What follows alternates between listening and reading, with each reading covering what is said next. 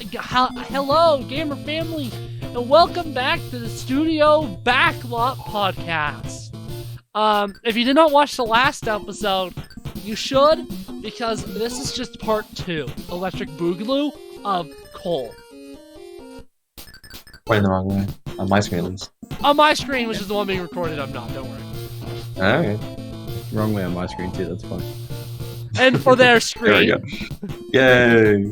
And in case there's some magical screen that doesn't exist where Cole's above me. Yeah, can you point down to point at me, just real quick? Oh, yeah. Other way. Oh, yeah? Yeah, thank you. Yeah. Gotta give the options, I gotta do that, too. Because I already did pointing up. There we go. That's all the directions. Oh, you gotta do straight down, too. There, now I did all of them. It's a clock. It's one weird clock.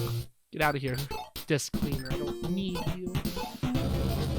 Anyways, we're back. We still have stuff we want to talk about with Cole. So, you play D&D.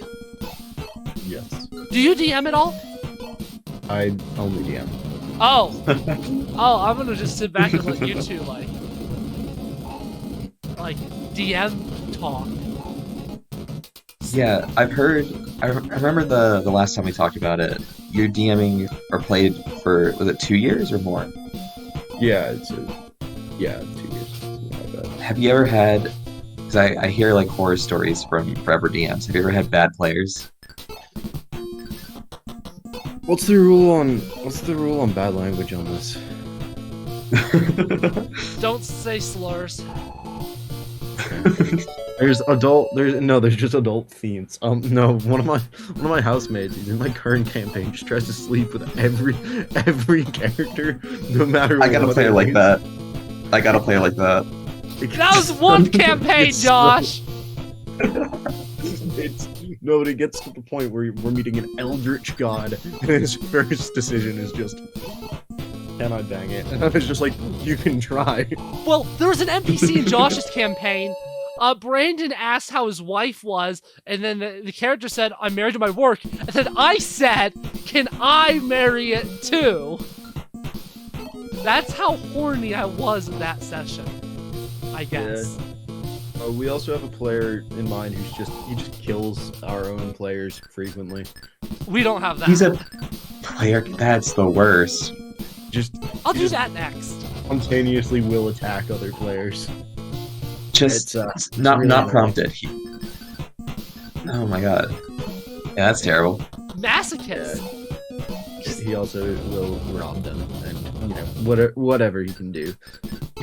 He'll rob his party. His own party. Yeah. I mean, Brandon would do that if we gave him a chance. I think you got brutally killed in the last session, though. So. Yay! Deserved. Yeah. He's not even really my friend. I don't really know how he ended up playing in the first place. I mean, if he sees this podcast, you already know this. See, at least I mean, you're the DM. You can just kick him out. Yeah, but he's friends with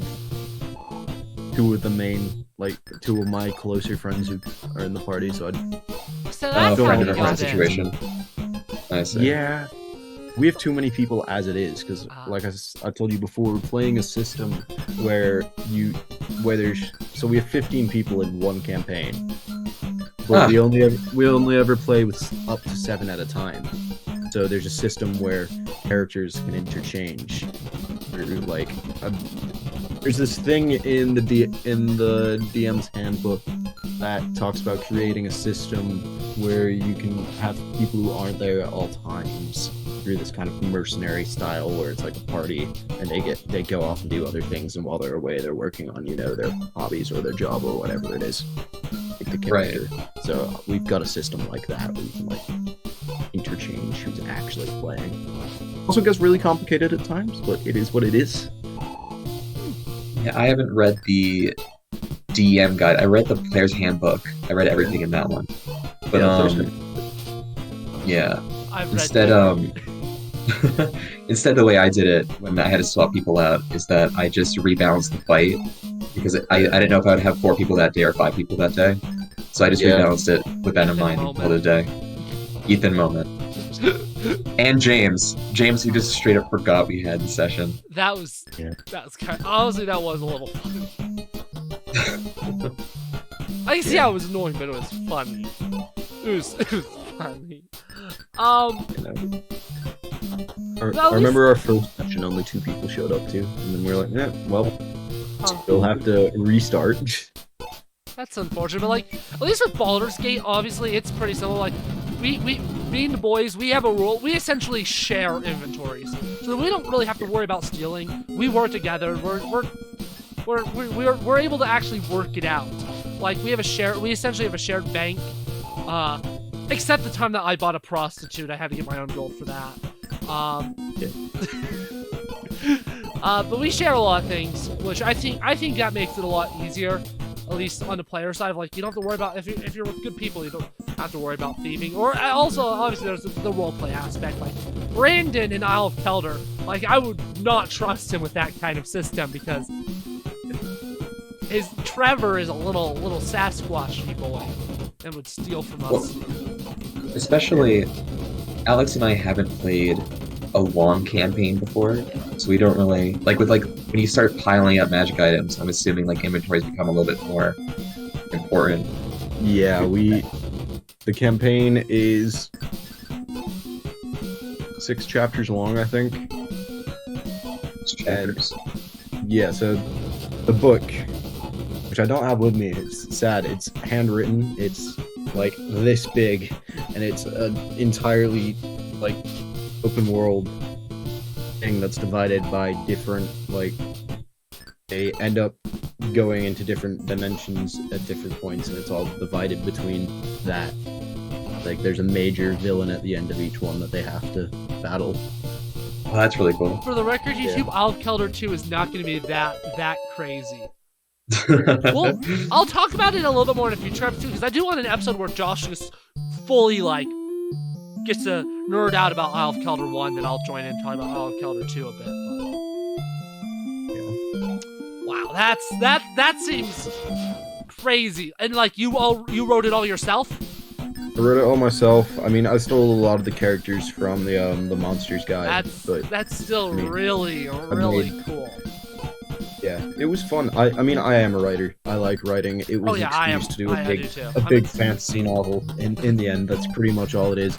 But like, I have so many side quests and stuff where my guys playing won't go and do them, and it's getting really annoying because I'm like I can't guide you towards. Yeah, Josh would never have to worry about that. At least not with me, Zach, Brandon, and Ethan, because my party loves just going and doing every side quest possible. We did 2.5 hours of us just walking around the town, doing side quests and trying to get me laid. Yeah. So we have the opposite issue. My characters, at least for one of them, because there's a thing in it which is basically just a Hydra hunt, which I really want to do, but they just refuse to go into the bog that the Hydra lives in, because it's just, they went in there once, and like 3 of them died, so they're just like, not anymore. They don't even know there's a Hydra in there yet, but just like, yeah. But they went in really unprepared. They went in way too early in the game, just going...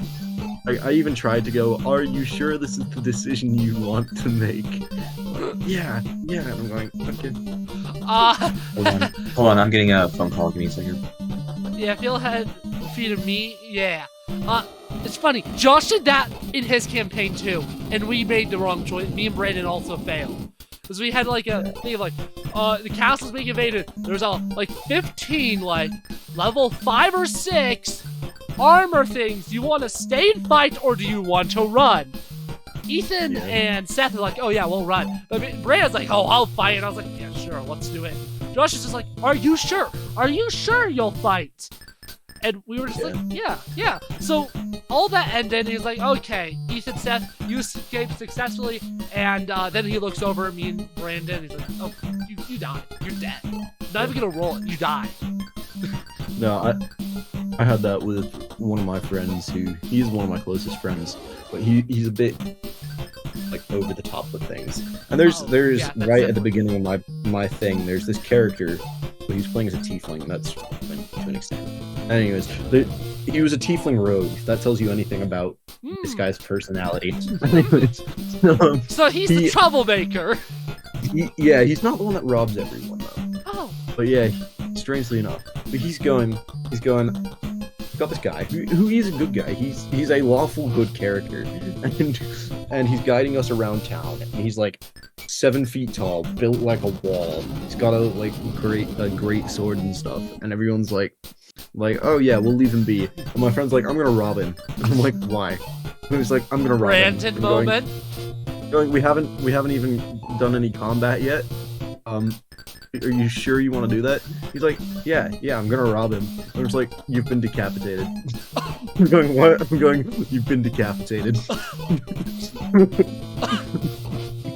I do like those instant consequences as the DM. I've done that in my campaign too. Yeah, I told him about me and Brandon. Yeah. Yeah, I built this character as well entirely as a function of like, so I could do this if someone, there's a thing in screenwriting of like setting the rules of the world early on. That was this character. This character only existed as a don't be stupid. Yep. Yeah. Sorry, YouTube. You're no longer viewing a black screen. I tried something different with recording Discord for only this video. Apparently, did not work. I don't think I made that mistake in the first 2 videos, but I know I did in the last video. It's just this one. Okay, we're back to normal. Sorry about that interruption in the conversation. I just wanted to see, because I didn't keep track of when we started recording this. Now I know when. D&D's fun. D&D's fun. I know we'd love to do a campaign with you. For Olive Kelder 2, I do think I want a bit of a rotating cast. And I don't know if I'm doing it online or not yet. I imagine online it's a lot more it's a lot easier to manage more people. So if I do it online, I may also do bigger party size. Because obviously Olive Kelder, it's not directly said in Josh's Kelder 1, but pretty much everyone who ever appeared on the channel, every persona that appeared on this channel has like a character in there. So like there is a Cole in Isle of Kelder, we just haven't met him. And maybe eventually if we actually get to see him, that'd be really cool. Because, like, if we don't get to see him, he's just gonna, like, die off screen. Well, possibly. It depends if they do a side quest. There will be a side quest in, early in Isle of Kelder 2 that'll determine whether it's the Cole character, who knows, maybe you'll actually play it, I'll have to change it to someone else's character, like a Brett character. But one of the brothers, who I just, as of now, determined to be Cole, or Flambino will become very plot relevant depending on whether a side quest is done. You heard that right, YouTube. Flambino matters.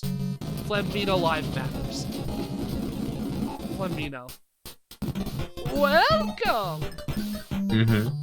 I love the score for that bit as well. It's so fun. Oh, yeah! That's a good piece of score with, like, the flute and... Bastardist flute. It was so funny.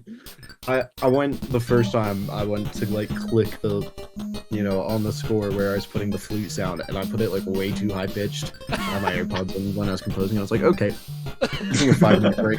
That is actually one of the pieces I shared with people on the Discord. That is one of the pieces I shared. Yeah, I think that one really only fits there. Yeah, you hear a little bit of it first as the previous scene ends, and Zach is like, oh god, I'm about to fight Flambino. And then it keeps building up, and then you see Flambino's face, the music stops. Welcome! And then the music comes back in, and it's like, oh, yes! Yes! Yeah, that was a fun little tangent, yeah. I guess I'm gonna say that this here, I've told Josh already, I haven't told anyone else. I had an idea for a Brandon Man solo project. I don't think it's gonna get made, which is why I'm gonna talk about it here. But do you wanna know Brandon's real? Well, you know how I just said that every persona that appears on the channel has a D&D equivalent? Where does Trevor from Isle of Kelder fit into things, you may wonder? Where does Trevor fit in? He's Brandon Man. Yeah. Trevor is the real name of Brandon Man. See, as I was thinking about the Brandon Man project, like, what is this secret identity? Completely forgetting about it. It was just in the back of my head, unintentional. Oh, let's make it Trevor. And then I was talking to Josh about D&D, and I was like, oh my god, genius. I subconsciously connected the dots before I like intentionally connected the dots there. Yeah. Like my brain's like, Trevor, Brandon's man's name's Trevor. I was like, yeah, sure. No. Stroke of genius. I'm actually just playing 4D chess with my own brain. Yeah. So movies. You like movies, Cole. Yeah. So you have a Letterboxd. I followed you on Letterboxd about a month ago. You haven't followed me back yet. But I don't know if I follow anyone on Letterboxd. But you don't follow me, I know that much. You know, yesterday when I asked if you had seen Godzilla -1, Yeah. I already knew. Because I was on Letterboxd. Anyways. Yeah. So, yeah, that's the first shaming I'm gonna do of you. Here's the second shaming. Back in 3D World, we got talking about Marvel, and then we got to No Way Home, and you said you hated it. And then I scrolled down on Letterboxd. But do you know what I found? What? A 5-star review of Spider-Man No Way Home! That was my first review. My second review is a 2.5-star review. I didn't see a second review. Oh, yeah, the second time I watched it, I basically went, the writing in this film is atrocious. I wouldn't say atrocious. It's not perfect, but I wouldn't say atrocious. Dialogue in that film is some of the worst dialogue I've seen in a film made after the 70s. And I don't think it's that bad, but that's also because I don't think it's anywhere near the level of writing quality as the prequel trilogy.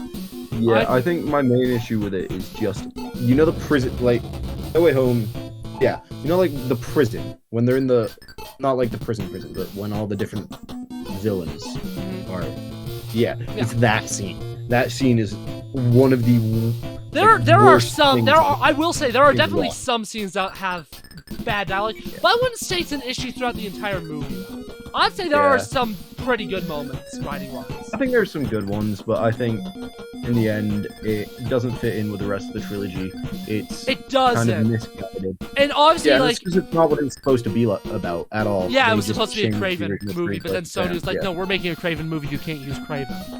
So. Yeah. I do like No Way Home, although I will say, Across the Spider-Verse blows it out of the water. Across the Spider-Verse is the best comic book movie I've ever seen, I think. Unless we count Scott Pilgrim. I mean, technically that's a manga adaptation. Unless we count Scott Pilgrim, then that would be the best one. But Across the Spider-Verse is so good.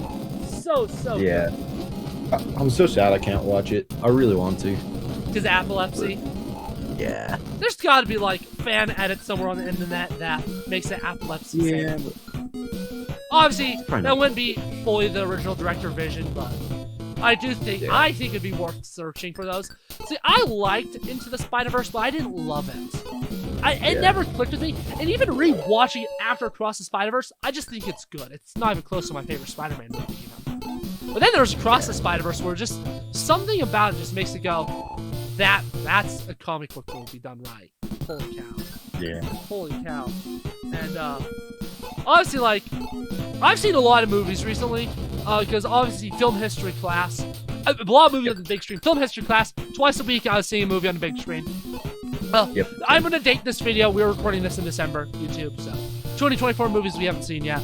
The most recent wide release film is Aquaman. Mr. Warner Bros. Be like, oh, let's wait to lift a review embargo till the day of previews. Yeah. That shows confidence in your movie. 32% on Rotten Tomatoes. Anyways. And then, like, the school me and Josh go to, they have film stuff where they actually, make deals with, like, distributors and all that. And, like, multiple times a week, they have a bunch of movies, like, shown on a big screen. In the final week of classes, I just had so little going on. I was there every day. So, there was a period of 9 days where I saw 10 films. Which, obviously, is awesome. Awesome time. Yeah. Saw some great stuff, too. Holy cow. Saw some great stuff, and then I also saw some not as great stuff. Saw Fight Club for the first time. Oh, I'm writing my dissertation on Fight Club. Oh, interesting. What do you think of it? I don't think it's as amazing as people make it out to be. I understand why it's a cult classic, but I feel like a lot of people like it for the wrong reason. Yes. For all of the satirical films, American Psycho, Taxi Driver, Wolf of Wall Street, and Fight Club. I think fall into a category where some people don't realize that it's satirizing the lifestyle. I'd actually add Scott Pilgrim on that list as well. I haven't actually seen Scott Pilgrim yet, so... Really? But, like, they're all movies where if your reaction is to go to the main character, that's literally me. You need help. Yeah. You don't want to be narrator from Fight Club. You don't want to be him. He's not a good guy. I haven't seen American Psycho or Taxi Driver, though. Although I know Taxi Driver's, like, pretty much... Joker's pretty much just Taxi Driver, but worse, so... Yeah, pretty much. It's like I haven't seen both, but my dad has. So yeah. And he walked out, Joker being like, "That was literally just a worse Taxi Driver." So yeah. I have a general idea of what Taxi Driver's about. And Joker's another one of those. If your reaction is literally me, that's like a huge red flag. That's not. If you have in your top 4 favorite films, I know a guy who has his 4 favorite films on Letterboxd are I think American Psycho, The Joker, Taxi Driver, and what's the other one? I can't remember the other one. I don't think I need to know it to know that. I really don't think you do, but it's yeah. It's a very concerning. That's concerning. That's really concerning. So I can't remember on Letterboxd. Do you have like a list of your favorite movies? Obviously, you have 4 favorite movies mentioned, but do you have like a giant list? No, I just have my top 4. Well, let's talk about our favorite movies, I guess, and then we'll ask Josh his favorite movies after as well. Obviously, he doesn't have like a Letterboxd list to my knowledge to draw off of, but we'll ask him about his favorite movies too. Yeah. So you only have 4, so I want you to go first, Cole, because yours is faster. Yeah. Because I have 11 in mind. I wanted to be a top 15. I haven't decided on the other 4 yet. Yeah. Alright, so let's look at mine. Where to start? It's not in any specific order. Let's start with Hugo. I mean, Hugo, I didn't even know was a Scorsese film until I was in college. That is so weird to me that it's a kid's film made by Martin Scorsese. I didn't even know it was a Scorsese film until right now. 5 seconds ago. Yeah. Is that the one with the kid and the clock? Like the gears and stuff? Yeah. Yeah, I read the book. I've heard of it. I've definitely heard of Hugo. Well, I haven't actually seen any of your top 4, sadly. So that's something I need to get onto. So wait, it's a kids film? It is a kids film, yeah. Oh wow, a Scorsese kids film? Yeah, I liked it when I was a kid. Me too. It's actually the reason I went into filmmaking, because it's all about... Really? What's his name? It's all about Georges Méliès, who's one of the first major French filmmakers. Really? And so it's all about him, and he's played by... Well, who's he played by? It's one of my favorite actors. I'm just entirely spacing his name right now. I'll Google it. Ben Kingsley. He's played by Ben Kingsley in it. Oh, really? It's really good. Yeah, and I remember watching that at the same time in middle school, elementary school, somewhere in there when I was doing film history, and we were watching Georges Méliès' films, and I just put those together and I went, okay, this is what I want to do. And that's up there because it's really fun and enjoyable, and it's like, it is a really good film. It's got pretty much all-star cast. It's got Sacha Baron Cohen in it. That makes anything better. I love Sacha Baron Cohen. But yeah, it was really good. I'm also just now finding out it was produced by Johnny Depp. What? Huh. That is so strange. That's some random information I didn't know about one of my favorite films. Next up after that, we'll go for Her. Her is only one of my favorite films because I'll read my own review of it. It's a visually stunning film, and it is I think it's a very good depiction of like loneliness and kind of depression after like after a relationship ends. I know I watched it after a like really long relationship kind of dissolved into nothingness, and yeah, I think it is somehow both the most heartbreaking and heartwarming film I've ever seen. Like, These the films ending, already have such great casts. Like, wow. yeah. After that, we're gonna get into films that nobody knows. All right, A Pigeon Sat on a Branch Reflecting on Existence. What a title! So it's part 3 of the Living trilogy, which it's a what language is it in? It's in some language. I'll Google it. In one of them, you know. It's Swedish. Swedish, yeah. It's an absurdist film. If you remember from high school, I'm obsessed with absurdism. It's existentialist. Okay, so it's not like comedy absurdism. Oh no, it is. Oh, I need to watch this. You need to watch. Is... You should watch my final film that I made for my film class this past semester, because it is camp absurdity. Yeah. This is much more dark absurdism.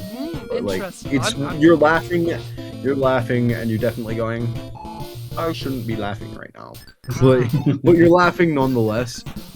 Yeah, if you know like Rosencrantz and Guildenstern Are Dead, it reminds me a lot of Rosencrantz and Guildenstern Are Dead. So I'm very, very happy for that. I'm waiting for Godot, which I know we had to watch in theater. I don't know if you were there that day. Yeah, it reminds me so much of that, and it's all about like why is life. And it's just about the meaninglessness of life and war, and it's got life, war, talks about slavery at one point. It goes through about 5 different time jumps of different time periods. They're all blended together in a really weird manner. But all the characters are made up to look like they're dead as well. They're all like painted white, pretty much. They all look physically dead. And it's a very strange film. I see the director said that the film had been inspired by Bicycle Thieves. Yeah, I can see that. I don't like relating that because I wasn't a fan of Bicycle Thieves. Yeah, and it's also not. We'll have to talk about that because I agree with you. Yeah. I agree with you, but we'll talk about that. We'll have to. Yeah. He says it's inspired by Bicycle Thieves, but Bicycle Thieves is Italian realism. Yeah. This is a surrealist film, so I've never really got that. Just in general, like, my understanding is Bicycle Thieves influenced so many filmmakers, and like, I can see where at the time, like, obviously, like, is a very different film, but I don't know, I just kind of found it boring. Yeah. Like a player inspired. I think it's one of those movies that I'll enjoy a lot more on a rewatch. I feel that way about a lot of the films I watched in Film History 1 at the end of the semester. I feel like a lot of them were ones where if I wasn't as tired because it was the end of the day, I'd enjoy them more. Stuff like Tokyo Story, Battleship Panther I can't remember the name of it, but Indian film, Panther Penali, and Bicycle Thieves. I think they're all films that I'd enjoy way more on a rewatch when I'm not tired. Oh, and The Rules of the Game as well by John Renoir. All films I think I'd enjoy way more upon rewatches. Because at least the 3 that I said besides Bicycle Thieves, once I was actually invested, paying attention, the third acts were great. All of them. Yeah. Bicycle Thieves, I was paying attention the whole time. I was just kind of like, this is the movie that everyone hyped up to be like amazing. This is it. Because especially since earlier that semester I had watched Citizen Kane for the first time, which to me did live up to the hype. Really? Yeah, it lived up to the hype. I left that movie being like, wow, that's good. Yeah, I think both Citizen Kane and Casablanca fell flat for me. Really? I just had high expectations. We'll get into those more once we get to my list. Alright, my last one on this list is Afarim. So Afarim is probably the best film I've ever seen. And it's a Romanian film. I love Romanian cinema. It's a Western set in Romania in not sure what year, but during the 19th century. Beautiful poster. Yeah, it's a really ironic poster because the film's in black and white.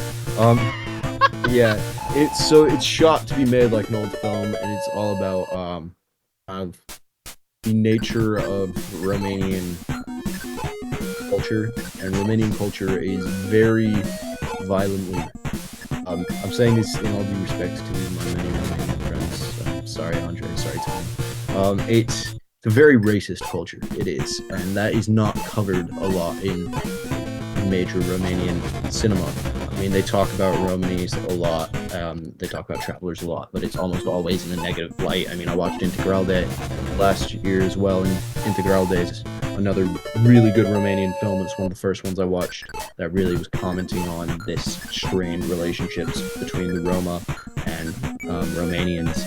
And yeah, it's so hard to watch Apurim because it is just full of like slurs for Jewish people, for Romas, for everything. And it's I remember we watched it in a one of our film history like club things, and we're having our discussion afterwards, and everyone was like, you know, this is awful, why would they say these things, you know, yada da da.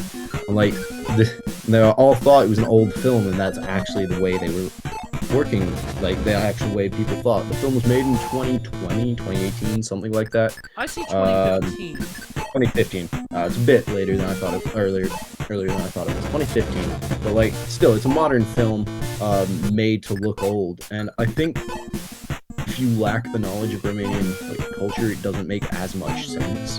But it is funny. It is a satire. I think it's only funny if you know that it's satirizing the culture. So kind of like a Blazing Saddle type thing, where it's a very offensive kind of satire comedy type thing. Yeah, but one of my favorite things is a lot of it is about Catholic priests who in Romania were controlled most of the slave trade, and it's very interesting because you know there's a whole thing where they're riding horses because that's what they're doing. They're trying to capture a runaway slave, and basically they're out hunting for him. They're just bashing on priests the whole time, going, oh, you know, they all think they're smart, they're stupid, yada yada yada. And it's really funny, but like, I think if you don't realize that it's meant to be over the top offensive, it just comes off as offensive instead of funny. But yeah, I will stand by. I think it's the best Western I've seen, and I love Westerns. I'm a massive Westerns fan. I like reading them, I like watching them, I like writing them, but I still think it's probably the best one I've seen. It sounds in a lot of ways pretty similar to Blazing Saddles, so I think I'd quite like it as well, because I love Blazing Saddles. It's a great movie. Obviously, it's an offensive movie by design. It sounds like this is as well. And even then, it kind of makes sense. It's like when you consider Romania's geographical location in Europe and their history of like non-stop being invaded in that just general area, being the stomping ground between the Balkans and Russia and the Polish and the Lithuanians, like, no wonder they have some issues socially. Yeah. So it all makes sense. And I guess that's like another lens you gotta view some of these very, very different cultures. You gotta remember, like, different places have different advantages. Like, as Americans, we're lucky, we're surrounded by the Canadians and the Mexicans. Yeah. There's been wars between them. We've started them all, though. Yeah. So, like, and we haven't had any in over 100 years, too. Yeah. Any what, sorry? Wars with our neighbors. Like, we only went to war with Canadians technically twice. Revolutionary War, because they were with the British, and War of 1812, when they were like, you're a part of us now. And then Mexico, obviously, is a little bit more suspicious, what we've done. Here's some chump change for the largest land acquisition we will ever get. Sorry about demolishing you and your economy in war. Yeah. Love U.S. history. But that's not what this is about. I think what's so great about international cinema, which is really only something I've recently actually started caring about, is it really just gives you a lens of different cultures and how like just all the situations like government and geographical location really impact so much about just the daily life. Like, have you seen the film Offside by I don't know by who. It's an Iranian film about the World Cup, but obviously this is 80s, 90s, so obviously women weren't allowed to watch soccer in stadiums. So it's about a group of women one woman in particular that just tries to sneak in, and essentially the whole movie's just filmed off to the side and the stadium not being able to watch the game. And this is also like when they win the World Cup too. So like, like when they filmed it, they didn't know they were going to win the World Cup, so they had 2 different endings planned as well. I just think it's really interesting. Cinema's a really interesting way to see how different cultures are, because I couldn't see anything like that happening in the U.S. for ever really. Like big stadium and only men being able to watch. Like, obviously, like that did happen in the U.S. wrestling. But it's just one of those things that's so weird to think about. Anyways, though, before we go into my favorite list, I just got a notification on my emails YouTube that Cole now follows me on Letterboxd. Public shaming does work. Yeah. So obviously, like, there's some memes going around of how there's like idiots are like whenever like a filmmaker or actress in their favorite movie and a bunch of like plugs say, why do they have to say these stupid films no one ever heard of? Are they just trying to be different? I don't have any of those. Those type of people would like my list. They've heard of all the movies on my list. Yeah, no, my list, because I do have like a whole list of like 10, 15 ones, and it is, a lot of it is just weird foreign films. It's like weird foreign films. Obviously, I have very much Gen Z brain, so I definitely tend to struggle with non-English language films a lot more. Obviously, Godzilla Minus One is one that did hold my attention the entire time. Actually, do you mind if I round off with my 5th and final film, which I don't know why it's not on my list, and I just realized it isn't. Yeah, sure. It might take off. I don't know what to the issue is I don't know what to take off to replace it. But, so Apocalypse Now Redux. I have not seen Apocalypse Now. Apocalypse Now is, yet again, it's fictionalized. It's not like a real event in the war, because it's just a Heart of Darkness, but set in Cambodia for some reason. No, it is amazing. Cambodia? Laos? Oh yeah, I want to watch Apocalypse Now. So I will always say, and everyone will hate me for it, to watch Redux, not to watch the original or Final Cut. Final Cut is supposed to be the best one. That's a lie. It's not. No, it's, I don't know, Redux just has, so it's the longest version. I think it's 3.5 hours. So there's just like a bunch of different versions. So is Redux just like an extended cut? It is the extended cut. It has so much more content to it that really delves into life in the war. I mean, it talks about the actual impact on the French in French Indochina during the Vietnam War, because that's one thing Americans like to forget is we didn't start the Vietnam War, the French did. And then they did what they always did, and they left. So and then we took over the war effort. Yeah, so, you know, there's a scene that only exists in Redux where he's going through Cambodia, and they need to rest for the night, and they find this house, and they go to it, and he gets to this house, and it's just a whole, like, French family, and he's just like, you know, we're at war. They're like, yeah, but we will not, you know, we're not going to leave, this is our home, you know, we've raised our kids here, and it's just like, yeah, but we're at war, there's communists, they're, you know, the forest you live in is getting firebombed, and they're like, but we live here, and it's such a nihilistic take on war, and I mean, one of my friends is writing his dissertation that I entirely disagree with on the fact that that Apocalypse Now is a like glamorizes war. I think you really have to misinterpret Apocalypse Now to come down to thinking that war. I barely know anything about it, and I already disagree with it. Because all I know about it is the line, I love the smell of napalm in the morning. I doubt that's a line that's used to glorify warfare. But that the thing sounds is, satire. He, in his dissertation, has that as like a serious line that he believes was meant for... Francis Ford Coppola is not pro-war. That has been pretty clear for a while. Yeah, I don't get it, but yeah, that sounds like, just hearing the line, it sounds like it's satire. It is at times, and it's just, I think people don't get that. I mean, there's the whole thing with the strippers that they sent to Vietnam and everything to like calm down the troops, and they're like sat watching it, and it's just such a weird scene because, you know, they're in the middle of a war, like a war zone. You've just watched a major character get murdered, and you're just going, then it just like next scene is just strippers, and you're just going, it's Like, I went on a binge watch and led into a massive depressive spiral last year of war films. And I think it's honestly my favorite one because it is so nihilistic and depicts it in a way that, especially I think Saving Private Ryan never did. Saving Private Ryan doesn't glamorize war, but it doesn't do, I think, a good enough job of making you realize just how, awful everything is. The only scene from Apocalypse Now I've seen in full is the montage when the music's The End by the Doors. That's the scene I've seen. And just with that one line I know in that scene, it does not glamorize war. No. You can already really tell. Doesn't. Yeah. Oh, also, sorry, just tangenting war films.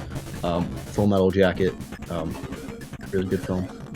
Another really good war film that I think does a really good job of showing how bad the Vietnam War was. Yeah, it's definitely on my watch list. I definitely. Yeah, also really funny. One of my professors is in it. Really? I just want to get out there.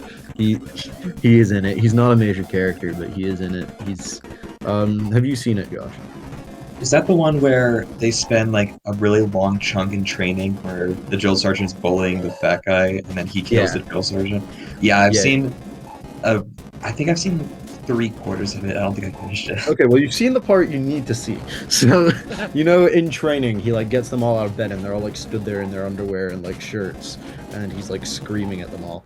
Yeah, my professor's just one of the guys getting screamed at. I have a funny tangent relating to that though. Do you know the actress Kristen Schaal? Maybe. Well, one example I know for a fact she's in Gravity Falls. If you watch that, she voices Mabel. Yeah, her brother was one of my teachers last semester. Oh, that's cool. Yeah, he's a really cool dude. He also asked me to send him the link for Alex Point, so. No, he's cool. He's great. Anyway, sorry, I just had to do a tangent. Yeah, Spielberg's one of my favorite filmmakers. Yeah, I've seen a very surprisingly little amount of his films. I haven't seen Saving Private Ryan. I need to see Schindler's List. Close Encounters with the Third Kind. Those are the three I know for a fact I need to see. Yeah. Although E.T. sucks, and I will always stand by that. I wasn't a fan of Saving Private Ryan. I'll always say Band of Brothers is better, but that was just, I think, Tom Hanks and Spielberg making up for Saving Private Ryan. Schindler's List, I really liked. I do have issues with the fact it was actually filmed in Auschwitz. I still feel like that was a bit morally wrong at times. I did not know it was filmed on location. Oh, because I've been to Auschwitz and I was watching it and I was going, this is eerily similar. And then I googled it and I'm going, that's why. I imagine the reason why Spielberg did that because the film was. I obviously haven't seen it, but I know the film was very, very, very personal for Spielberg. Because he was Jewish. He was born right after the war. Yeah, he lost me. And so, I knew it was a very personal film. So I wonder if that was one of the things he did because he knew it would make him not feel better necessarily, but feel more vindicated. Yeah. It was Close Encounters. I'll say that though.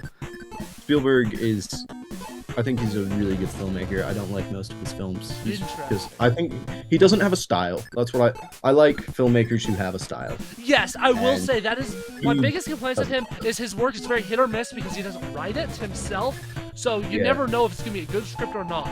Example: Jurassic Park versus Ready Player One. They're the same director. And what's his fart? His close friend. I can't remember the name of. Zemeckis. Zemeckis is also just kind of the same way. You don't know what you're going to get. You may get Who Framed Roger Rabbit, but you may also get Pinocchio 2022. The live-action Pinocchio, not the, Yeah, we don't talk about that one. That one doesn't exist. I haven't seen that, I just know it's atrocious. What a fall from grace. At least Spielberg has shown that he can still make... Supposedly, I haven't actually seen it. I really, really want to. But I haven't seen the, Fablemans. Fablemans? No, his most recent film. Is it not Fablemans? Oh, Fablemans. Yeah. Sorry, I heard something completely different from you. Yeah, I haven't seen Fablemans. I really want to, though. You should read my review for Fablemans. No, you shouldn't. You should watch the film and then read my review for The Fabelmans. I don't remember if there's any spoilers in it or not. Well, hopefully you mark them if there are.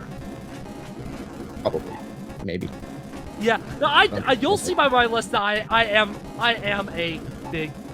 definitely a big Spielberg fan. But I definitely see what you mean with him not necessarily having a style. I think his style is just being really just proficient. Yeah, I think he's very successful, and you know, he's doing what most filmmakers can't. That's making money. So I'll definitely give him that. But I think he's more film industry than film as an art, and I think I'm much more a fan of film as an art than film as an industry. So you didn't like the dialogue? Is the main thing I'm getting at. I cannot find my review for this film, but yeah.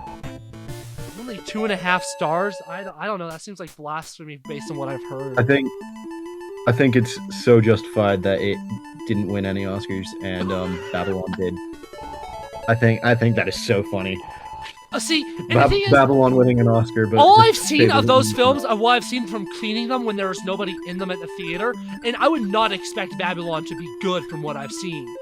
Because the scenes I saw definitely characterize the film in a certain light, like seeing an elephant have diarrhea on a guy, and a guy also being pissed on by Margot Robbie. Definitely isn't the first impression that I typically want with a film. But I have heard that people actually watched it did like it, so clearly it is actually a pretty good film. Yeah. My main issue with The Fabelmans was just nobody in it can act. Even Paul Dano? Paul Dano, great. Judd Hirsch, great. Everyone else the rest not. of them, their acting all felt wooden, and maybe that was intentional. But like, it felt so. I have a feeling it was, based on what I know of it. But I don't know. It just made it seem weird. Okay, my top 11. I think you're gonna disagree with quite a bit from what I'm hearing about you. Probably. Currently only top 11. Will eventually be top 15. My number 11 is Tron Legacy. Fair enough. Other than its style, other than its script, it is perfect. The script is the only thing that just isn't perfect in that film. Visually, sound-wise, actually just perfect. And the script's not terrible. The script's, it ranges from 7 out of 10 to upwards of 8 out of 10, I'd say. It's like obviously not perfect or anything. It has some very clunky lines, but I forgive it because I love that film. I know, I actually had a good talk with James. It's actually the film that inspired James to get into sound design, in sound stuff. Tron Legacy's soundtrack inspired him to get into music. It has my favorite soundtrack of all time, and it's probably my favorite movie to look at. It's a movie I can put on and never get sick of. I genuinely love it. It's like objectively the worst film on my list. Like objectively, I'd say it is the worst film, but I do not care. It is on my top list, and it will always be in my top list because it slaps. Then I have Casablanca. I love Casablanca. I don't know. I like Casablanca. It's a good movie. I just love it. I didn't enjoy it as much on rewatch, I will say, but I still think it's a great movie. Professionally made. It's a propaganda film done right, I'd say. Yeah, it's got the the Academy of Screenwriting says it's the best screenplay ever written. I'd say it's a really good one. I can see that. I just love the acting in it. Humphrey Bogart's obviously great. I love his performance is phenomenal. I think it's a beautiful film to look at. I think it sounds beautiful, and it has a really, really good script. I just think it's all around a great experience. Yeah. I can see that. I think I was just underwhelmed due to how much hype that film has. Yeah, that definitely doesn't. That definitely probably hurt. Next is Terminator 2. Love T2. T2's the reason why my list is a top 11 and not top 10. I didn't have it in there originally, then I resaw on the big screen. They were doing a 9 Days of 90 showing, so I saw 3 movies in one day. The final one being Terminator 1 showing, and then the next day, Terminator 2. That's why I couldn't do Baldur's Gate that week, because I was watching Fight Club and Terminator 2. I imagine it would have been canceled anyways because of you, even if I... Probably. Yeah. But, I was just saying... Actually, I think when you canceled, I think it was convenient for me, but I don't think I needed to cancel that week. Anyway. Well, it was the final week of classes. That's all I know. Oh, was it? Oh, then never mind. Yeah. But I was just sitting there like, wow, I forgot how great this movie is. This is how you do a sequel. And you know what? I'm gonna say it right here, right now. Terminator 2 is the best sequel ever. It is the best sequel because it does what Terminator 1 does, but better in every single way. I argue Silence of the Lambs is the best sequel ever, but that's because nobody. Oh yeah, I guess that is. You know what? Let's go back a couple. I've been debating for about a week now if I want to put Silence of the Lambs on there as one of my 15. And you know what? Let's go for it. Silence of the Lambs is a phenomenal movie, but it's also one of those movies I don't know if I want to watch again, just because it's just so... If I get a chance to see it on a big screen, though, button seat. I'd love it. First time I ever saw it was on the big screen. Hopkins is like perfectly cast as yeah, he's a lot better as Hannibal than Brian Cox was, that's for sure. Because Brian Cox played Hannibal in the first one. Then yeah. I mean, what's his name? Matt Mikkelsen also fantastic as Hannibal. Oh really? Is he the Hannibal in the sequel to Silence of the Lambs? No, he's just Hannibal in Hannibal. Oh.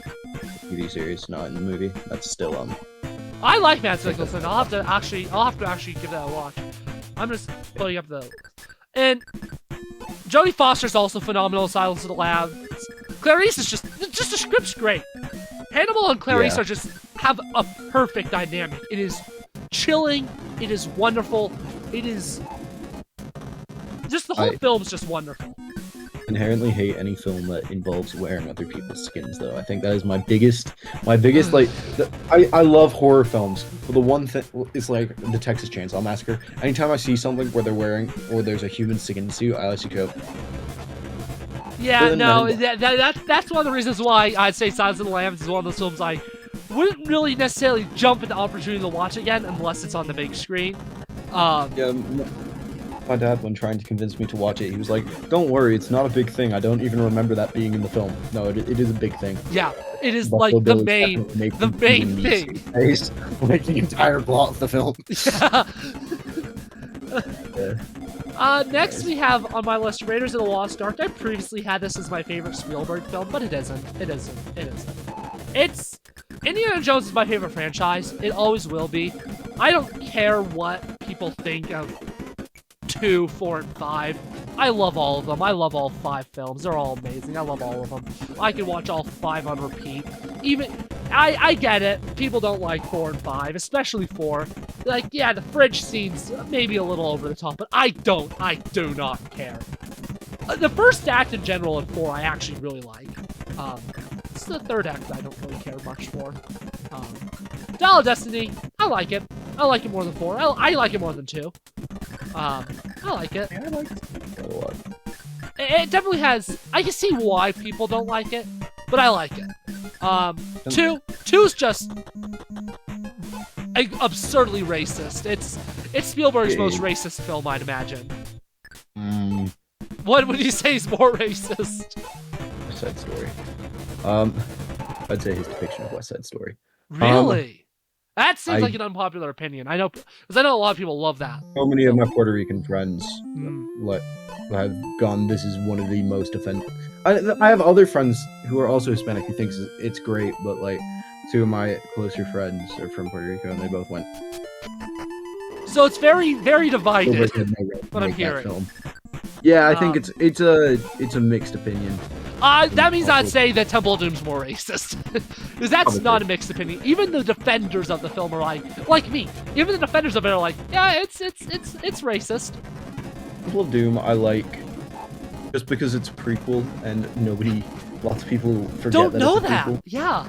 Yeah, and I find that very funny and it was done very well. See, but also I also love the fact there's the diurnal bats you see in it. There are bats flying in the daytime. Those only live in Sri Lanka, and the fact that it's set in India is so funny because those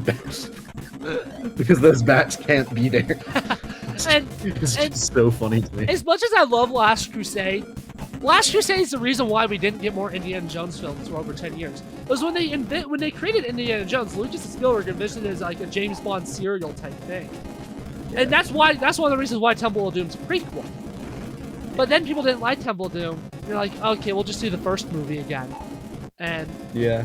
that idea died, which kind of sucks, because I would have loved to keep getting more serialized Indiana Jones stories throughout the 90s. Yeah. So it kind of bums me out that we didn't get that, because I love Harrison Ford. I'm a history guy, so I obviously love the actual concept of films, but I still think Raiders does it the best, because if you remove Indiana Jones from it, nothing really changes in the overall state of the world, and I just love that. Yeah. Plus, the ending is absolutely horrifying, and I watched that at a young age. Too young. I was too young when I saw that. Oh my goodness. Plus, the soundtrack's great. Next on my list is Citizen Kane. I love it. I think the thing I love the most about it is the story structure and the cinematography. I think it's like one of the films that pioneered the flashback story, and I still think it's one of the films that does it the best.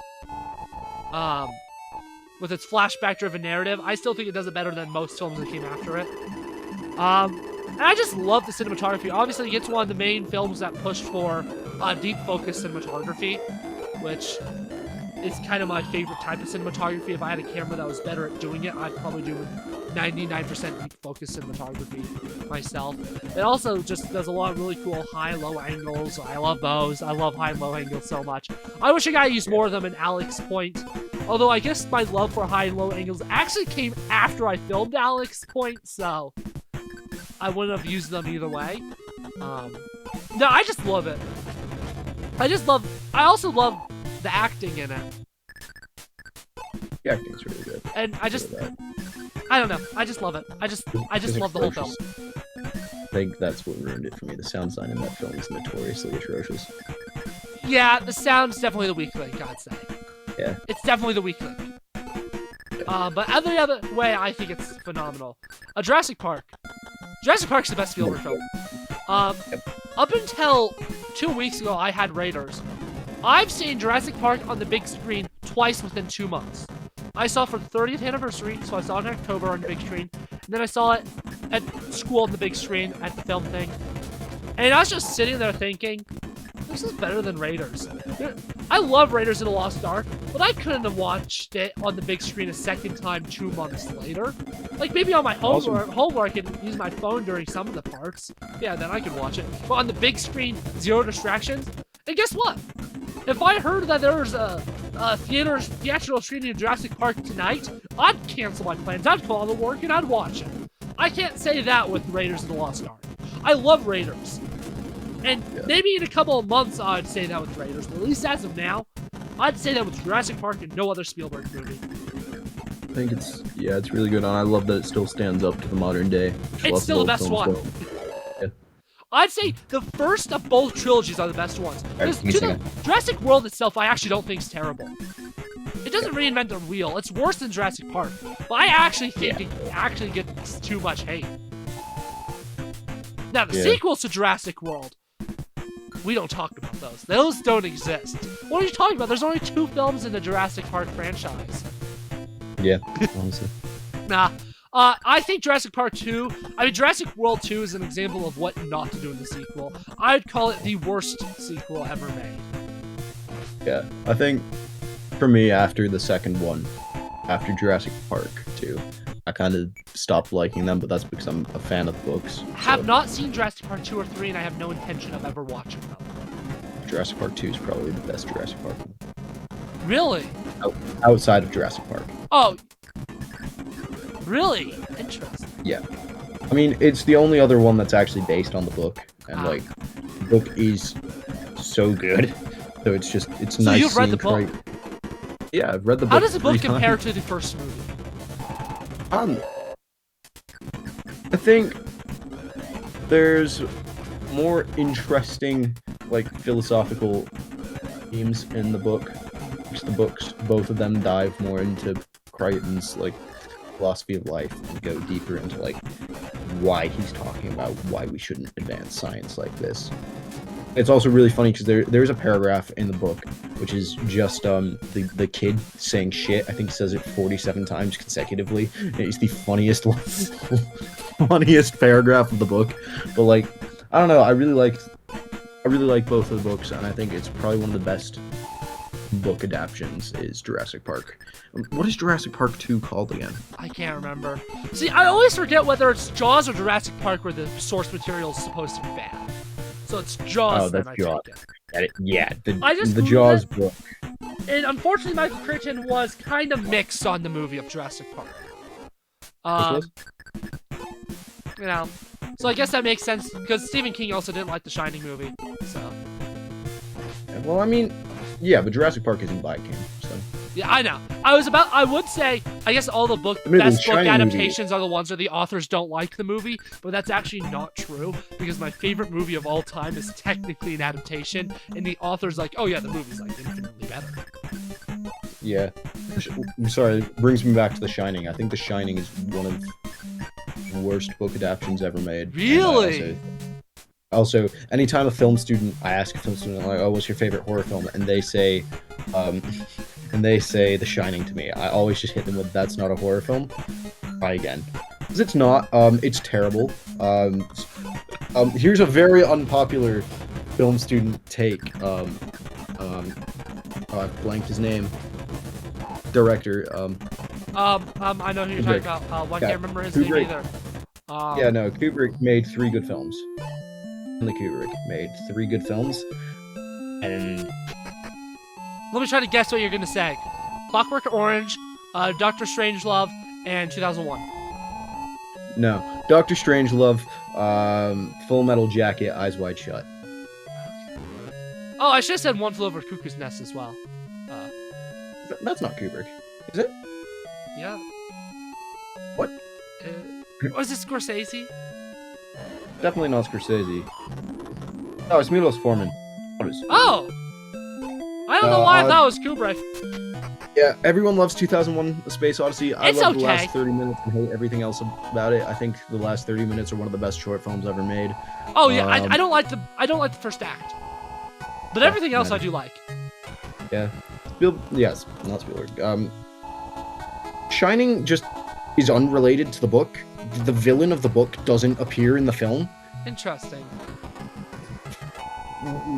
Yeah, no, Stephen King hating it. Also, because Kubrick is just a raging sexist, he did just make the lead character useless when she's not supposed to be. And so tormented the actress and too. Swinging the bat around, but she's supposed to be a strong, powerful woman, and Kubrick just didn't. Which is why the TV series, whilst it sucks, is so much better because Stephen King just went, okay, we need to remake this because Kubrick did a bad job. Was the movie or the sequel, I can't remember what it's called, was that much better?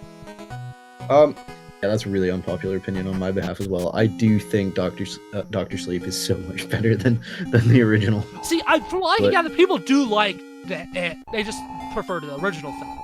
It's also actually a horror film. That film scarred me. Really? Yeah, The Shining. Yeah, the main antagonist of The Shining in the book, the hotel itself is alive and is a physical entity. And that is never really covered in the film. But in the series, that's done a lot better. Of course, I think the series was actually directed by King. Interesting. I didn't know there was a series.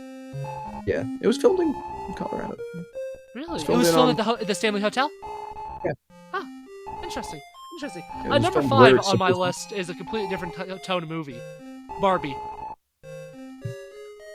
It's funny. I appreciate it. I love it. I just find it so much fun. It was so good. Oppenheimer's better, obviously, but Barbie's really good. I'm gonna be watching both of those this break. I haven't seen them yet. Oppenheimer's the movie you need to see on the big screen, though. You missed out on that. I have a projector, so it's fine. It'll be fine. Not good enough. You need to see it in IMAX or Dolby. Anyways, Across the Spider-Verse is number 4. I genuinely think it's the best superhero film. End of story. I don't think anything else comes even close. Now, if the sequel sucks, because it's a two-parter, if the sequel sucks, this thing's going down quite a bit, because it is very much a two-parter. But this half is phenomenal. Absolutely adore it. It's a great movie. Oppenheimer, obviously. We talked about Oppenheimer a decent amount while shooting Alex Point. Phenomenal movie. Nolan's best work, I'd say, easily. Yeah, I mean, it's better than Tenet, but that's like the lowest. Tenet was such a disappointment. It's so funny. I love every film made by Kubrick. Not Kubrick. Brain Nolan. is still in Kubrick mode. I love no films other than 3 by Kubrick. No, Nolan. I love all of his films other than Tenet. Have you seen The Prestige? I have not. You should watch The Prestige. I've heard it's so good. Because, like, underrated. Inception is one of my favorite movies. I love Inception, and Tenet seemed to me like it could be like a very similar type of film, and then just wasn't good. No, I'm glad he's done with his weird time warping. He said he's finally done with that stage of his And life. you know- That's good, because Dunkirk. Oh yeah, I don't like Dunkirk. Oh, really? I thought Dunkirk was I'm so good. confused That's there all on I can Dunkirk. say.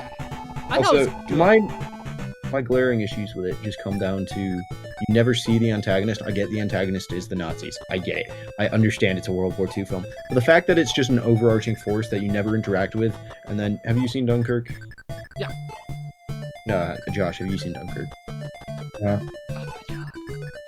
There's a character who dies at the end, sheerly out of his choice and just because he's stupid. Like that was the. He's like, literally, there was a chance to save him. There's a line. It's just like, oh, come here, and he just goes no, and then he just gets shot to death. I'm like, I don't remember the movie at all. also I'll the say original that. Dunkirk is so much better. The original Dunkirk. Didn't know there was so an much original. better. The original one is much more true to the real events. He's taken real parts of Dunkirk and dramatized them. It does have several of my favorite actors in it, though. So Like, it was definitely a Yeah. well-made film. yeah, it was. I love Nolan and his vision, but he definitely, throughout his films, has a lot of issues, I'd say, that are less present in some films, like Inception. But he fixed a lot of them in Oppenheimer. Like, his sound mixing is just like, oh, loud. Oh, it's so quiet, I gotta turn up the volume. Inception's Yeah, I really can hear bad that. about that. I was walking. Oh, you can go. Sorry, I interrupted you. No, I was walking back out of the cinemas after Oppenheimer, and I was going back to my car, and I could hear it. I could hear, the bomb. I'm like, oh, I know exactly where you are. See, I work in a movie theater. I saw Barbie when it opened, but Oppenheimer I didn't get a chance to see for over a week. Yeah. So, like, you'd just be cleaning a theater, then and I'm like, oh, end of the second act. Yeah. You just And- know it instinctively. That's really the only time where the audio goes out of whack from where it had been previous in the movie. Like, he fixed, because that to me pulled me out of Interstellar. I'm like, oh, it's so quiet now. I need to. Oh my God, I don't have ears anymore. Yeah. Inception. What I love about Inception is the ending. He Yeah. literally puts us into Inception with the ending. Yeah. 'Cause And then obviously, Memento is My like- theory is the top falls right as soon as it cuts. Yeah, I like that. No, I And love that Memento ending. as well. It got Just me an into endless ambiguous endings for so long. And I even originally did that with Alex Point with the deleted scenes of, oh, I think there's going to be more problems soon. Then I cut the mid and post credit scene. Have you seen Memento? I have not. Just the Memento. I want to see Memento and The Prestige. Don't worry. I really want to. I just haven't. Yeah. Nolan's what's one of my next? favorite filmmakers, even though I have complaints, and I consider the Dark Knight trilogy overrated, but I still love Nolan. Yeah. Long story short, Dark Knight Rises is okay. I don't like Batman Begins, which means I really only like the middle film in the trilogy, and even then, while Dark Knight's an amazing film, I don't think it's the best superhero film. I don't think it's the best Batman film. I don't even think it's the second best Batman film. End of story. Fair enough. I still stand by I know you don't like Tim Burton, but I do like the Burton Batman films. They're like, Yeah, that's fair. I like them. I I love still think Michael the Keaton. Batman. He's one of my favorite Batman. actors, which is part of the reason why. I don't even know if I'd put Dark Knight as number 3.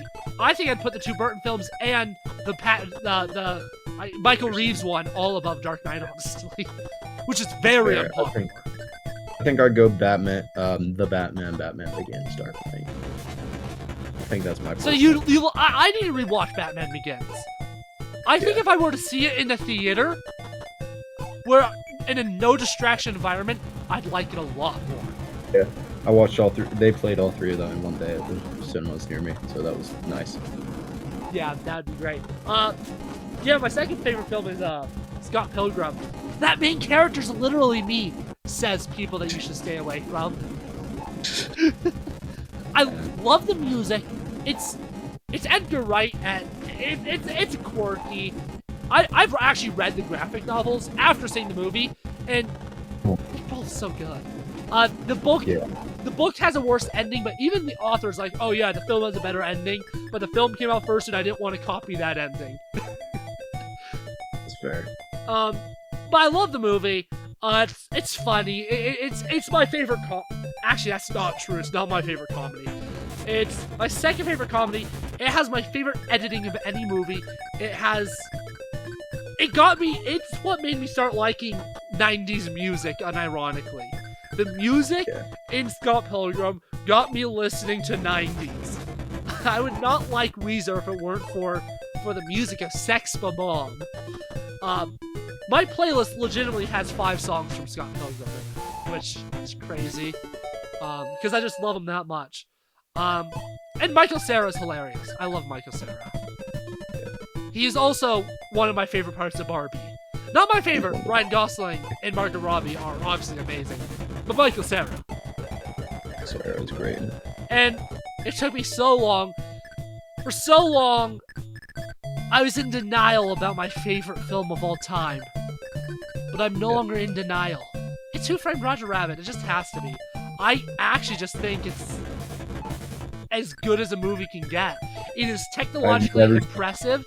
It has amazing acting, an amazing score. It looks great. It's Zemeckis' best movie. Fight me, it's not Back to the Future. There's another movie, I can't remember what it's called, but there's another movie that people love of Zemeckis. But no, it's not that either. It's Roger Rabbit. And it's also a noir. It's my favorite film noir, too. Yeah. Yeah, I haven't seen it, so I cannot... Really? I love that movie. It's a good one. It's so good. I know it is. It looks great. Josh, you're probably going to be too busy, but there is going to be a big screen showing of it at our school at the end of this next semester. So if you're not too busy... End of semester. That's Man, the problem. don't even talk to me. It's on When? It's on like a Tuesday or something. But like when-ish? It'll be... Do you know dates-wise? It's like... Oh, actually, I might be able to tell you the exact date if they've updated their website for the 2024 calendar. I already know I'm going to be swamped, so it's a shame. I'm probably not going to be in the country, but you never know. Okay, the calendar's not officially out yet, unfortunately. But it's like the final week of April, so unfortunately... I don't think you're going to be in state. In state, yeah. In redacted location. But we haven't mentioned multiple times already. But we didn't mention that we lived there before, so it's okay. Also, Black Klansman. You should watch that as well. I love it. It's a great You've movie. seen it. Yeah. It's also another movie I debate putting in my top 15, actually. Love Black I think it's Klansman. probably going in mine. It's almost definitely going in mine. I always forget his name. Why do I forget his name? The lead actor is phenomenal. I love him. He's like the best part of Tenet. John David Washington. Yeah. He's brilliant. Love him so much. He is so good. But yeah, those are my favorite movies. Roger Rabbit is one that I was in denial for so long about being my favorite movie. But then I watched a documentary of the making of it, and I was like, you know what, I gotta rewatch this movie. And then I rewatched the movie, and I was like, what don't I like about this movie? And I couldn't come up with a single thing. Obviously, nothing's perfect. But I say Roger Rabbit's 99% perfect. It's as close as you can get to perfect, I think. And you see, all those stupid logic errors, you could just say, oh, cartoons.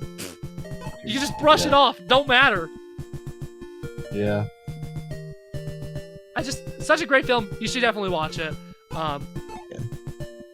Hi. Don't lick my face. Hi. Hi.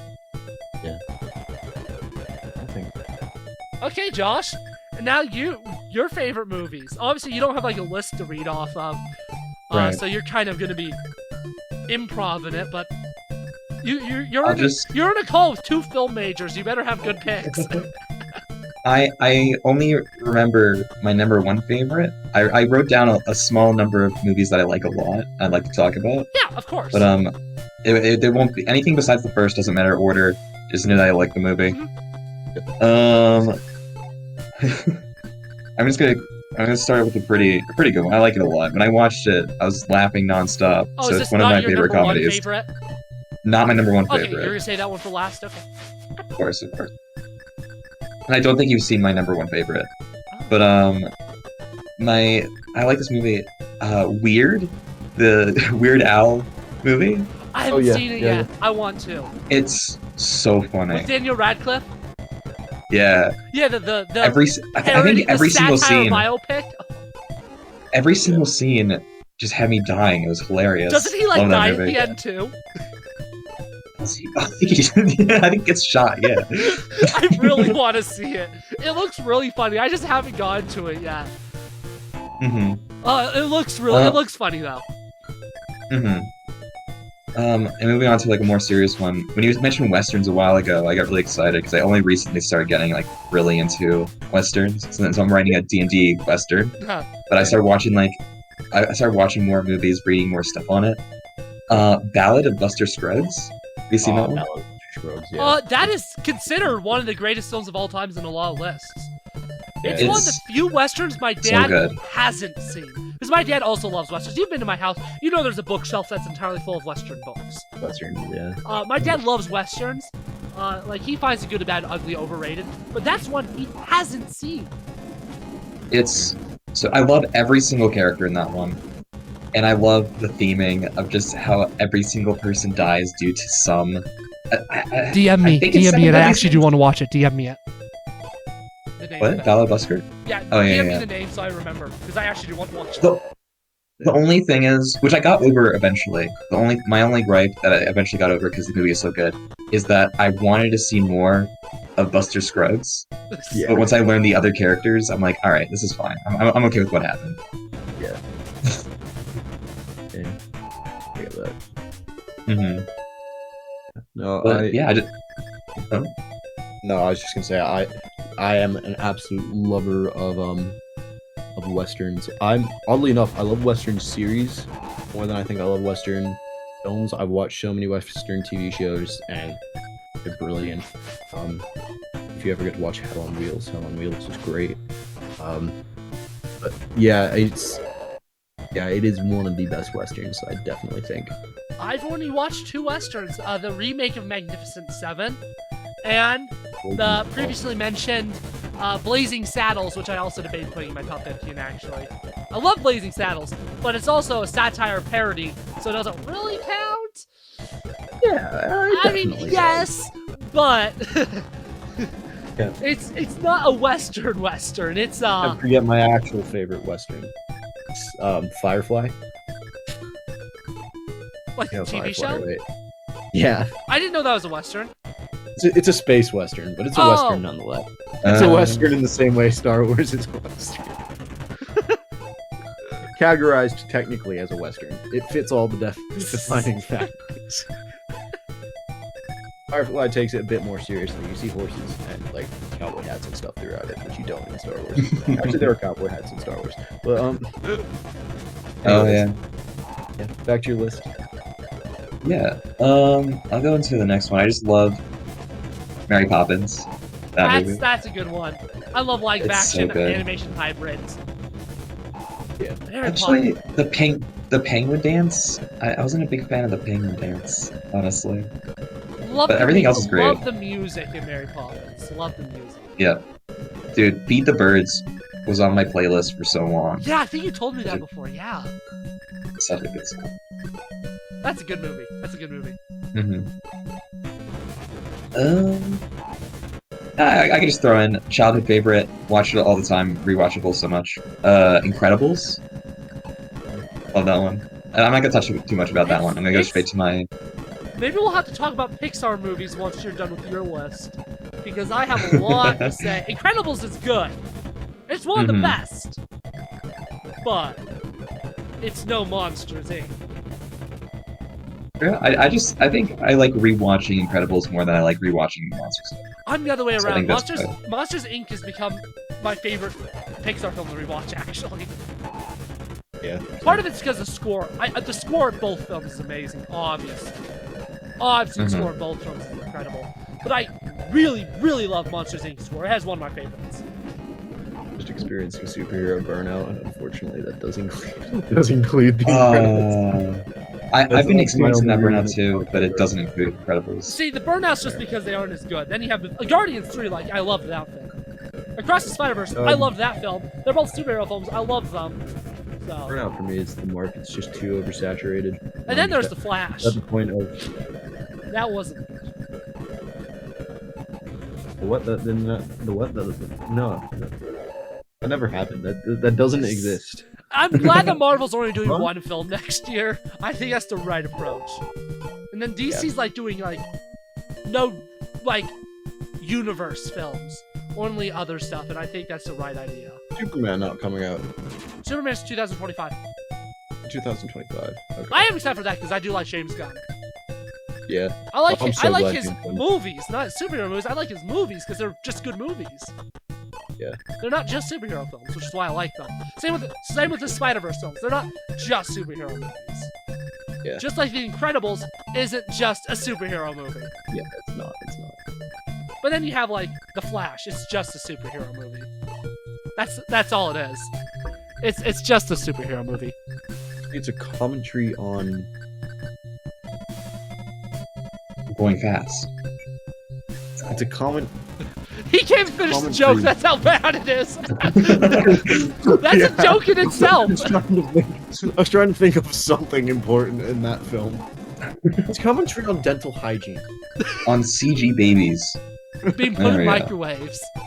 It's a commentary on why you shouldn't waste Michael Keaton, because that made me so mad. That it wasted one of my favorite actors. Nicolas Cage.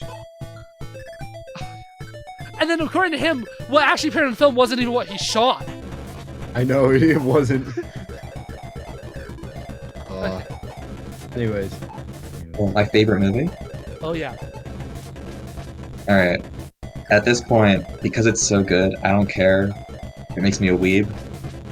But have you heard of A Silent Voice? Yes, I think so. Yes? I think It's a beautiful movie. Yeah. Maybe I should put Spirited Away on my where- top 15. What? Maybe I should put Spirited Away on my top 15 as well, because that's amazing. Love Spirited Away. It's a movie about a young boy who bullied a deaf girl, and once he get caught, all of his classmates ostracized him, and so for so long of his life, he just had nobody to turn to. And the rest of the movie is just all about learning forgiveness, to forgive yourself and to forgive others. And there's a specific point in the movie made me bawl my eyes out. It was such a touching moment, and just how beautiful it was. I just have that #1 favorite movie. So yeah. Favorite actors, people, favorite actors. Oh, don't get me started. Liberty Give me a Three. Okay, give me a minute. Okay, Josh, gather you my first. thought. No, the thing is with me, I'm not into film as much as you guys, so I have to remember actors. So I don't have anything on the top of my head. Okay, So I guess give me a I'll minute. go first. Oh, Yeah. wait, you have one? I have two. My first one is Barry Keoghan. Barry. Barry, however you say his last name, because Irish words don't make sense to me. But Barry Keoghan. I mean, just from Killing of a Sacred Deer alone was one of the best performances I've ever seen. And then his performance in Banshees of Inisherin was really good as well. definitely young actors wise, I've never seen him perform poorly. I mean, the Joker, he plays the Joker because he plays the Joker. That is what it is. But like, he only had about two minutes of screen time as the Joker. So I think, at least, especially from those two films, at least, I think he's one of the best actors I've seen, and I'm hoping he keeps getting good roles. I'm hoping when he does get to play the Joker, he does a good job. Yeah, he was the one in the Batman, right? Yeah. Yeah, actually, I don't have 3 either.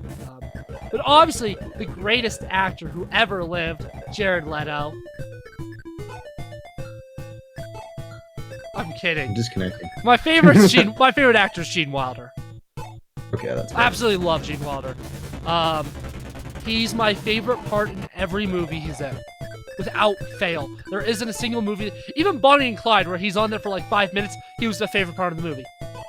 He has just so much energy and charisma. He's amazing. And then Michael Keaton, he's not as like amazing. I just love him. I just love him so much. Yeah. He's the reason I saw The Flash. I didn't care about anything else. I wanted to see Michael Keaton. That's why I'm also so pissed off about Batgirl being canceled. I wanted to see him as Bruce Wayne Batman again. Yeah. Also, my second one, I'm going to go with Joaquin Phoenix. I went on a massive Joaquin Phoenix binge last year. Again, Her is Joaquin Phoenix. Yeah, I saw. It was amazing. He always does amazing. I don't know why, he kind of always plays a similar part. He's always just like sad, sex-deprived dude. It's kind of what he always plays. The Napoleon is not a Napoleon included. But I think I was about to ask if you'd seen Napoleon. Yeah, in Her, I think it's brilliant.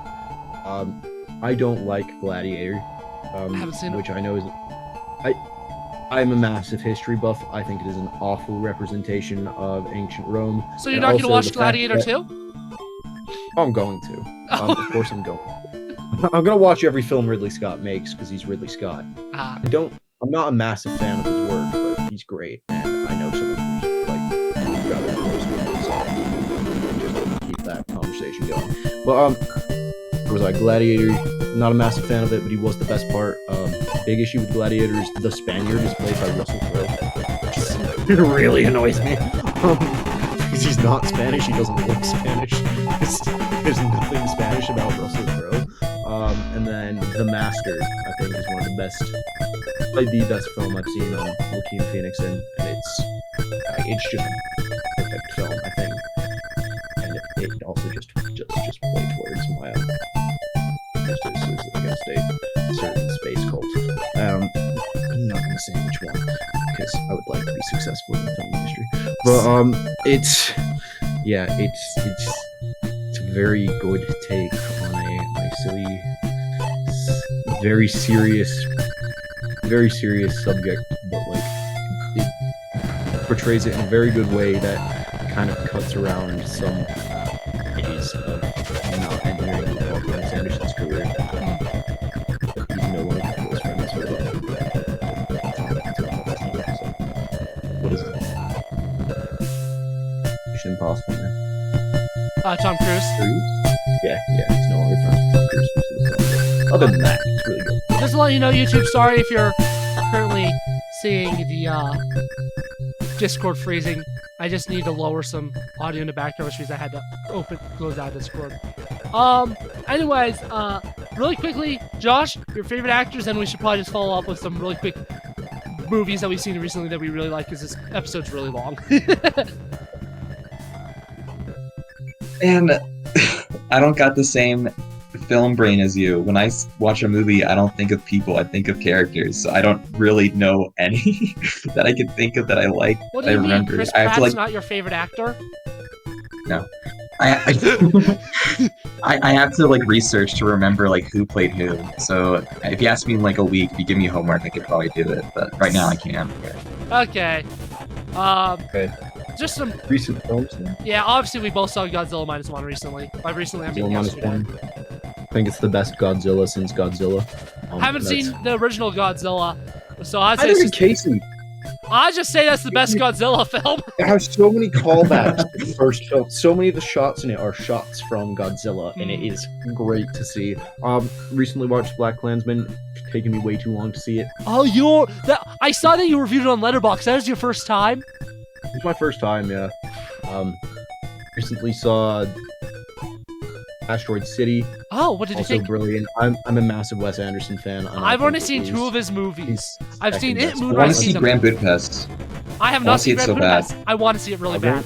Grand Budapest. Most people think it's his best film. I personally think it's between French Dispatch and Asteroid City. Really? But- I really What? liked Asteroid City, don't get me wrong. But I do think I like Moonrise Kingdom more. I like, That's obviously, fair. I loved Asteroid City, but I didn't think it was as... Have you seen? Oh, you haven't seen it. The "I don't believe in God anymore" line was just one of the best lines I think in a film. Which film was this? Asteroid City. Oh, yeah! Is that that was the a one good that has like the?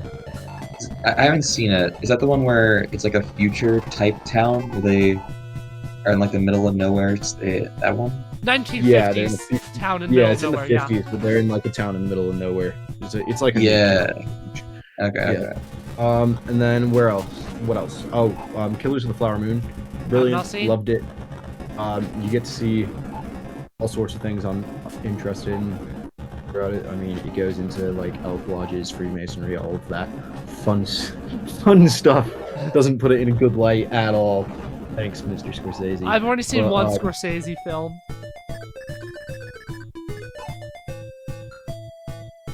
Yeah, I know. The only What was one I I've gonna seen do? is Goodfellas. See, the only one Casey's seen is Taxi Driver. I've seen pretty much all of them now. I want to watch Taxi Driver, The Departed, Killers of the Flower Moon, Wolf of Wall Street, and The Aviator. I want to watch those 5 for sure. Anyways, I think I've that's seen Irishman, Goodfellas. Oh, Irishman's also Scorsese. I want to see that too. Yeah, Irishman is so good. it is. I think that rounds off films I've seen recently. Probably doesn't, but Yeah, let me quickly pull up. Obviously, is it Yeah, like a Letterboxd. great film or anything? No, but I'm gonna mention it anyways. I saw the original Mortal Kombat movie on the final day of classes, and that was a great way to end out the semester because it's so freaking stupid. It was yeah. just a great way to end the semester out. On the Waterfront, that's a good film. It's a good film. It's Yeah. not great. I don't love it, but it's a really good film. And what's his face is great in it. Why can't I remember his name? Vito from Godfather. That guy, his actor. He's great in On the Waterfront. Also, I literally can I googled interrupt? his name yesterday. Let me open it up again.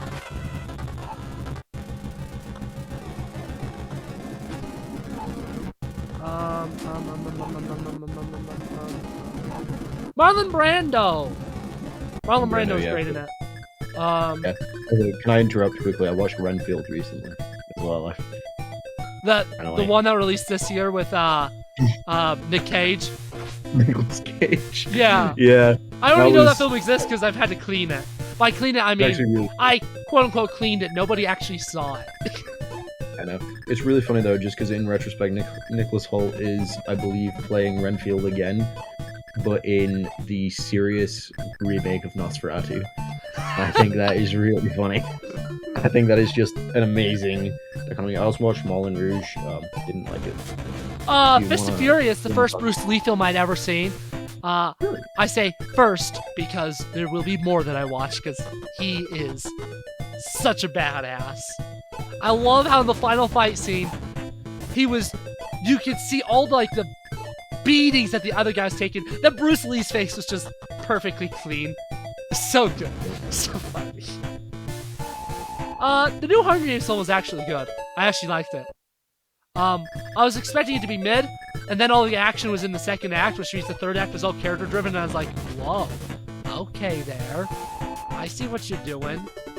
And I liked it. And yeah. Third act, because the part 3 of the book sucks. Oh, really? You don't like it? Part 1 and part 2, great. Part 3, after certain character dies, is very uninteresting. So like the end of the third part in particular is what you're talking about? that the end of the third? Oh, in the books, that happens like The guy from District 2? No. Is there another character that's not in the movie? The love interest. She not die in the movie? Lucy dies in the book? Lucy doesn't die in the movie. Lucy dies in the book? It's his entire character arc. It's because... Unless I'm, like, misremembering this. I think you are. I'm gonna Google it.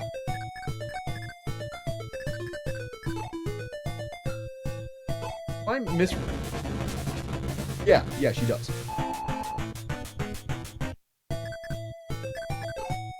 It's left ambiguous. Yeah, in the movie it's left ambiguous too. Yeah, no, in the book it's pretty definitive. Huh. Interesting. No, I love the third act in the movie. It's my favorite part of the movie. Oh, fair. When he's like the that, peacekeeper. Yeah, best part of the movie. Yeah. Okay. Anyways, continue. Yeah. Movies. We just spent like an hour and a half talking about movies. Movie students, nerds, you know how it goes. And Josh is just sitting there with like a smile on his face, watching his it's friends like enjoying it. nerd the frick out. Yeah. Yeah, I don't watch as many movies, but I like when you get excited about it. Filmmakers! Yeah. Yeah. Yeah, who cares about watching movies when we're making them? Exactly. Exactly. I love work. If you don't like one of the movies, just make one better. Easy. Yeah, exactly. Yeah. Oh. Me when I see Wait, Suicide Squad by David Ayer, and I'm like, oh yeah, I could do that. Yeah. What a movie. What a movie that is. It stars the greatest actor ever born. Jared Leto is the Joker. If I hear that joke one more time, I'm leaving this. The thing is, I'm actually a big fan of method actors. I just think he takes it a bit too far. Well, which method actor description are you using? The modern day one? Or like No, I'm 1950s? Like, I am using the original. yeah, they're like Marlon Brando. Marlon Brando's a method actor. That's real method acting. Jared Leto's just a weirdo. Yeah, the way that forgetting his name, I wrote my theater paper on him. The guy who theorized method acting. Oh. I like his way of doing it. It's really good. Everyone who doesn't follow that but calls themselves method actors is first of all lying, and second of all probably doing severe psychological damage to themselves. And Can others. you summarize? Because I'm not aware of his idea of method acting. Basically, you're supposed to do the things that they all do, where you like live through those emotions and you're supposed to physically experience them. But he has a very clear line where you are passing the point of like where you stop benefiting yourself and the play. Yeah. Kind of like Yeah, using your own experiences to formulate how the character feels in these circumstances, so that you know how the character felt in these circumstances, pretty much letting yourself live through those effects. And method acting So like you're also, trying to see the world through a different perspective. and method Like, that's acting what- also kind of entails like just making the dialogue also feel a lot more natural. So like all these hesitations, all these little improvisations. Like there's a scene on the waterfront where Marlon Brando picks up a glove that the love interest drops and just puts it on. Perfectly in character. Not scripted, Well, it's though. like- It's improv. Yeah, Adrian Brody as well is a really good example of like a good method actor. A good method acting a good method actor would be able to do an improv scene in character. Without disadvantaging the entire crew of the film because they need to be on. I mean, just on like their way to out the- of nowhere, like an improv game. Like Marlon Brando would be able to like play dating game in character, that kind of thing. Yeah. Like you'd be able to put yourself in completely random situations, random scenarios, completely disattached from the movie, but still in character. Yeah. If you ever want to go back to acting, you should read The Method. It's a good book. The only acting I do is when my friends in the film department do those. There's two reasons why the sequel to Alex Point isn't going to be made. One, scheduling hell. Two, I don't want to act in it. See, I'm currently budgeting my first feature, and the way that I'm cutting most of the budget is I also am playing one of the characters in it. But I also get murdered 30 minutes in, so it's fine. No, yeah, that's the main reason why Multiverse of Alex is not getting made is because I don't want to act. Not even scheduling.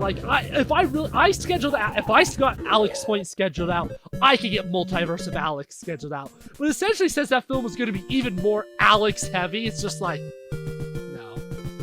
no. The main issue with budgeting this film is shooting in the state we live in is not easy because we do not have a good film fund. Yeah. Hey, all I know is if you need help and I'm not already working, I'm down to help. Yeah, I'm gonna get, unfortunately, a certain person I was in a relationship with in high school who also is doing film to help on it. Wait, but she's doing film? Yep. Guess who's getting a film degree? I love how I don't even need to know who you're talking about. Yeah, so I'm probably gonna reach out to her as well and go, hey, you wanna help? Can you get other people from your university to help? Thanks. Well, I'm not quite sure she goes to the same university as you. She's just on a different campus. Oh. Oh, so one technically a different school, one of the sister schools. Oh, are they not ran by the same organization? They're sister schools. They're okay. I think they're ran like high up. Yes, I have a feeling I know which one she goes to. Anyways, YouTube. Yeah. That's all we got for this podcast. We talked a lot about movies. I hope you like movies. We clearly do. So, see you next time. Goodbye.